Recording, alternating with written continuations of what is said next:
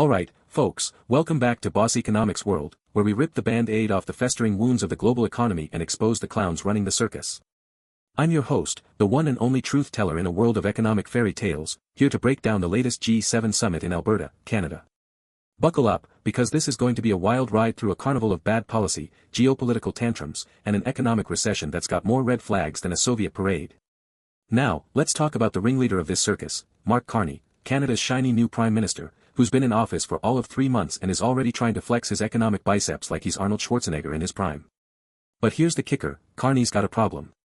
He's inherited an economy that's been run into the ground by years of Trudeau's progressive daydreaming, and now he's got to host the G7 summit while dodging Donald Trump's tariff grenades and trying to convince the world Canada isn't just America's awkward little cousin.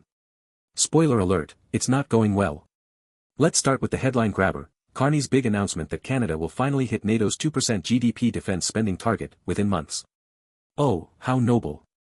Billions of dollars for shiny new tanks, fighter jets, and other toys of war. But hold your applause, folks, this isn't about national security, it's about economic desperation.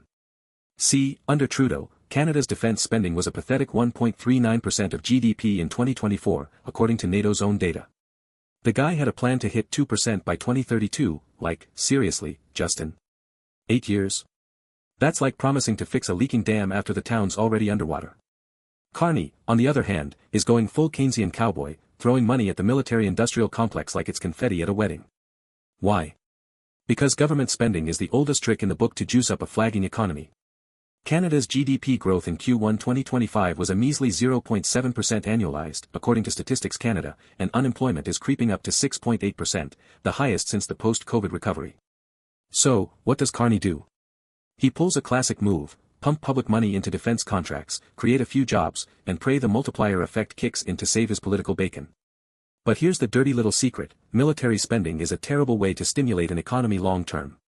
Sure, it creates jobs in the short run, but it's not like building bridges or hospitals that actually improve productivity.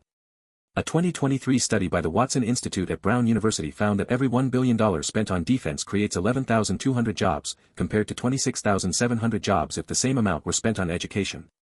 So, while Carney's busy playing Call of Duty with taxpayer dollars, Canada's schools are crumbling, and healthcare wait times are longer than a CVS receipt. Now, let's talk about Carney's guest list, because this is where the plot thickens. He's invited India's Narendra Modi to the G7 summit, despite Trudeau's accusations that Modi's government was behind the 2023 murder of a Sikh activist on Canadian soil. Relations between Canada and India have been frostier than a Winnipeg winter, with trade talks stalled and diplomatic expulsions galore. But Carney's rolling out the red carpet, saying, hey, we need key economic powers at the table.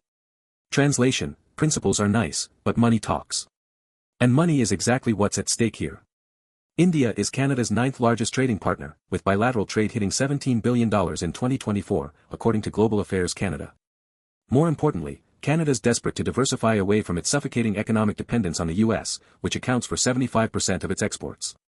Enter India, a booming economy with a projected GDP growth of 6.8% in 2025, per the IMF, and a hunger for Canada's natural resources like potash and uranium. Carney's betting that cozying up to Modi will open the door to a free trade deal, which could boost Canada's exports by $4.8 billion annually, according to a 2024 study by the Asia-Pacific Foundation of Canada. But here's the rub, Carney's realpolitik is a slap in the face to Canada's Sikh community and a dangerous precedent for human rights. If you're willing to overlook state-sponsored murder for a trade deal, what's next? Inviting North Korea's Kim Jong-un because he's got rare earth minerals? This isn't leadership, it's moral cowardice dressed up as pragmatism. And let's not forget the domestic fallout. Polls by Polaris Strategic Insights show 62% of Canadians disapprove of normalizing relations with India without accountability for the activist's murder. Carney's playing a risky game, and it could cost him dearly at home. Now, let's zoom out to the elephant in the room, or should I say, the orange-haired bull in the china shop, Donald Trump. This guy's presence at the G7 is like inviting a tornado to a tea party. Trump's doubled US tariffs on Canadian steel and aluminum to 50%, and what does Carney do? He calls Trump a transformational president and says they're making progress in trade talks. Progress? Really, Mark? The U.S. International Trade Commission reported that those tariffs have already cost Canadian exporters $2.3 billion in 2025 alone, with steel production in Ontario down 15% year-over-year, per industry data from the Canadian Steel Producers Association. And here's the kicker, Canada's response has been as limp as a wet noodle. Under Trudeau, Canada retaliated with dollar-for-dollar tariffs on U.S. goods, but Carney's taking the "let's not poke the bear" approach. Why? Because he knows Canada's economy is tethered to the U.S. like a lifeboat to a sinking ship. The U.S. absorbs 75% of Canada's exports, and a full-blown trade war would tank Canada's GDP by 2.1%, according to a 2025 analysis by the Bank of Canada. Meanwhile, Trump's out there tweeting about making Canada the 51st state, and Canadians are so mad they've basically boycotted U.S. travel. Cross-border trips are down 30% from pre-COVID levels, per Statistics Canada. But let's not kid ourselves, Trump's not the only villain here. Canada's economic dependence on the U.S. is a self-inflicted wound, decades in the making. Successive governments, from Trudeau to Harper, have failed to diversify trade, leaving Canada vulnerable to every whim of U.S. policy. And now, with Carney cozying up to Modi and inviting Saudi Arabia's Mohammed bin Salman, who, thankfully, declined, it's clear he's scrambling to find new dance partners. But here's the harsh truth: you don't fix a structural problem overnight, especially when your economy's already in a recessionary spiral.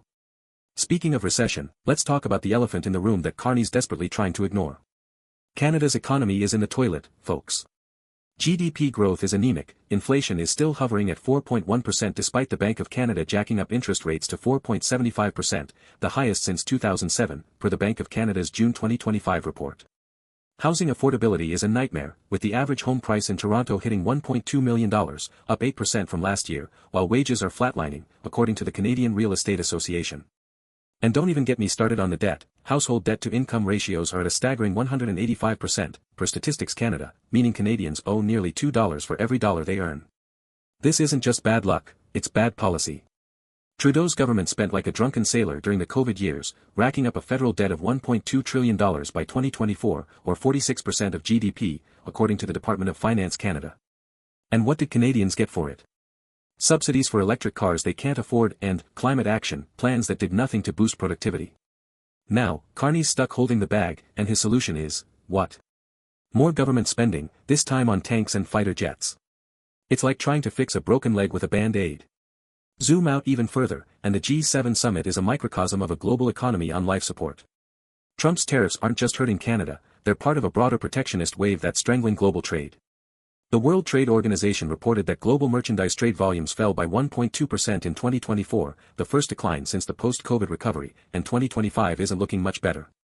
Meanwhile, the Middle East conflict is driving oil prices to $95 a barrel, per the U.S. Energy Information Administration, which is pouring fuel on the inflation fire. And let's not forget China, which isn't even at the G7 but looms large. Its economy is growing at a sluggish 4.7% in 2025, per the World Bank, dragging down demand for commodities like Canada's oil and minerals. In this chaos, Carney's trying to position Canada as a global leader, cozying up to the UK for trade talks and pushing agendas on energy security and AI.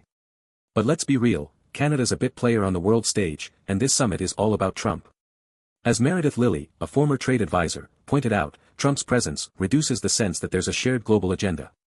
Translation: the G7 is a glorified photo op, not a serious forum for solving problems. So, what's the takeaway from this G7 circus? Mark Carney's trying to pivot Canada away from Trudeau's progressive fantasyland, but he's just swapping one set of bad policies for another. Military spending won't fix a broken economy, cozying up to questionable leaders won't solve trade dependency, and kissing Trump's ring won't stop the tariff tsunami.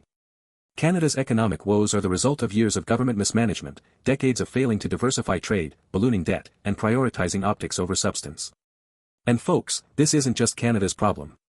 The global economy is a house of cards, and leaders like Carney are too busy rearranging deck chairs on the Titanic to notice the iceberg ahead. So, to my Canadian viewers, wake up. Your government's failing you, and it's time to demand better. And to my finance pros out there, watch this space, because the fallout from this summit is going to ripple through markets faster than you can say, recession. That's all for today, folks. If you liked this video, smash that like button, subscribe, and ring the bell for more hard-hitting economic truth. And remember, governments cause recessions, but knowledge is your recession-proof asset. See you next time on Boss Economics World.